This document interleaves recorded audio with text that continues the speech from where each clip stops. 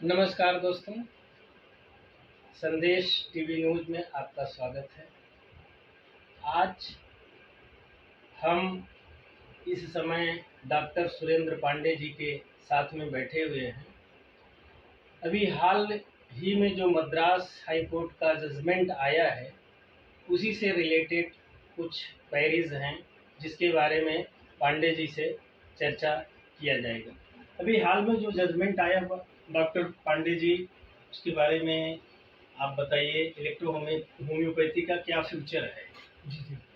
सो ये जो संदेश मीडिया न्यूज चैनल है, सबसे पहले मैं धन्यवाद देता हूँ।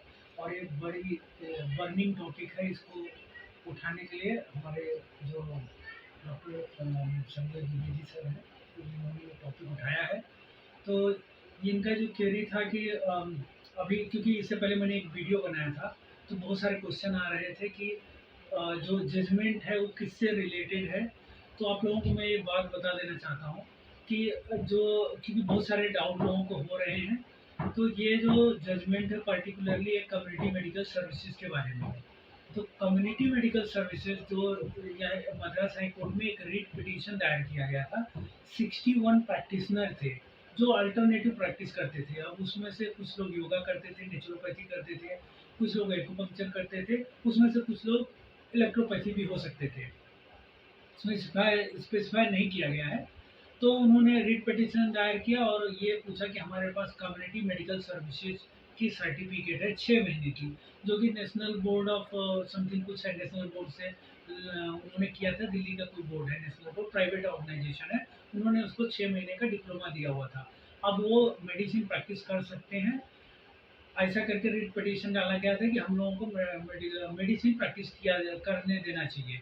तो हुआ ये कि जो मद्रास हाई कोर्ट है, उन्होंने मतलब ये देखो, ये प्री प्लानिंग जो हमारे तरफ से ज़्यादा नहीं थी।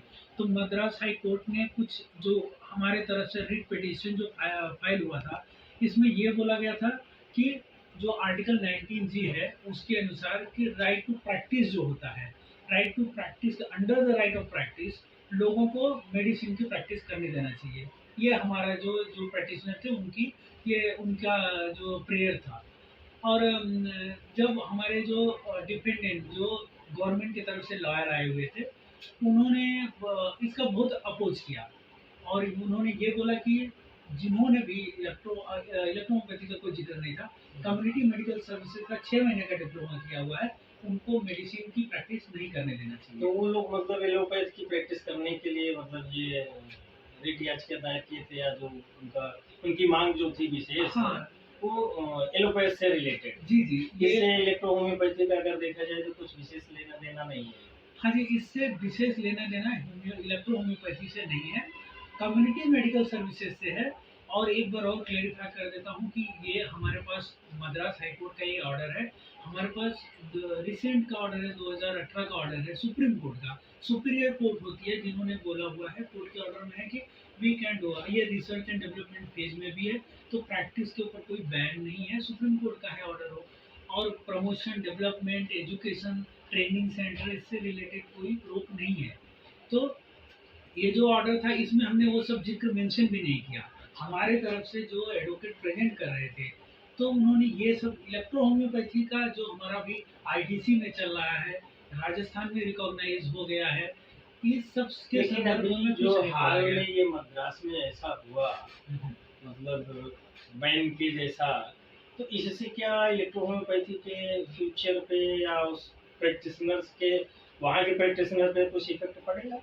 देखिए, वहाँ के प्रैक्टिशनर पे इसका इफेक्ट नहीं पड़ेगा जो प्योरली इलेक्ट्रो होम्योपैथी में प्रैक्टिस करते हैं।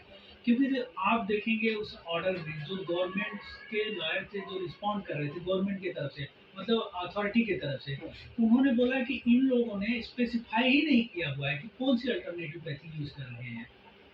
अगर वहाँ पे हमारे इलेक्ट्रो होम्योपैथी के कुछ लोग रहे होते तो ये स्पेशली मतलब जो CMS ED या एलोपैथ में प्रैक्टिस करना के लिए गए थे मांग करने के लिए, उनके ऊपर ये 61 लोगों के लिए ही बैन है कि पूरे सिस्टम को वहाँ जो है कम्युनिटी मेडिकल सर्विसेज पे उन्होंने स्ट्रिक्टली कम्युनिटी मेडिकल सर्विसेज पे उन्होंने बोला हुआ है कि इसमें इंक्वायरी करो। दूसरी बात ये है कि उन्होंने कोई बैन एंड जो है ना उनका रीड पिटीशन जो है अच्छा। वो डिस्पोज कर दिया है, रिजेक्ट कर दिया है। और उनको जो मतलब जो उनको रिलीफ चाहिए था कि जिस बात के लिए वो यहाँ पे आए थे कि उनको प्रैक्टिस करने दिया, वो रिलीफ उनको नहीं मिला हुआ है। और उन्होंने बोला कि ये जो लोग भी तमिलनाडु मेडिकल काउंसिल में जो लोग कोई भी पैथी किया हुआ है, जिन्होंने भी अगर वहाँ रजिस्टर्ड नहीं है, उनके ऊपर जो वहाँ पे उन्होंने ये दिया है, जो सुपरिटेंडेंट ऑफ पुलिस है या फिर जो हेल्थ अथॉरिटी है, उनको इंस्ट्रक्शन दिया है कि उनकी इंक्वायरी किया जाए। इसमें इलेक्ट्रो होम्योपैथी का कोई लेना देना नहीं है, क्योंकि इलेक्ट्रो होम्योपैथी क्योंकि रजिस्टर्ड अभी तक तो हुई नहीं है। बराबर। हमारी काउंसिल में हम लोगों का रजिस्ट्रेशन होता नहीं है। हम लोग ऑर्डर किस पे कर रहे हैं कि जो हमारे गवर्नमेंट के कुछ इंस्ट्रक्शन है और जो सुप्रीम कोर्ट के ऑर्डर है, उन्होंने बोला हुआ है, रिसर्च डेवलपमेंट फेज में है।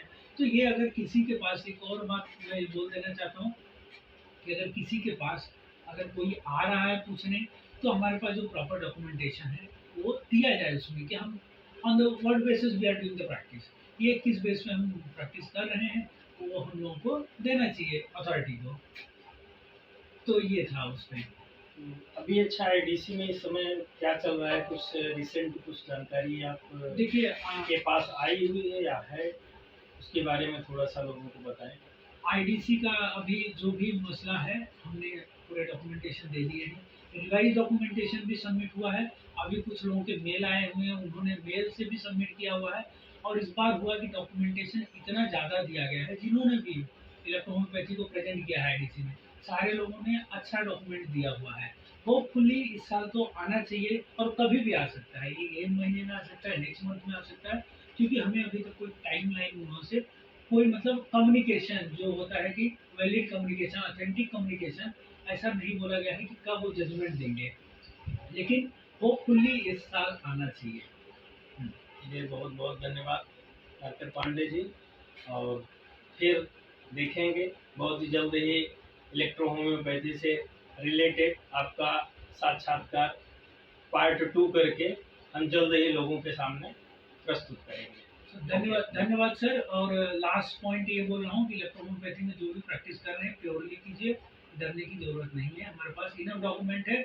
और कुछ भी अगर आप लोगों को किसी भी प्रैक्टिस में, not only the North India, any part of the India, if you are facing any problem, if you are facing any challenges, please reach out to us. यहाँ पे आपका नंबर रहेगा, सर का नंबर रहेगा, हमारे जो संपादक साहब हैं उनका नंबर रहेगा।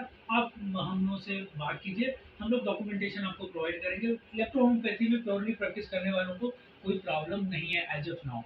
Thank you sir. धन्यवाद।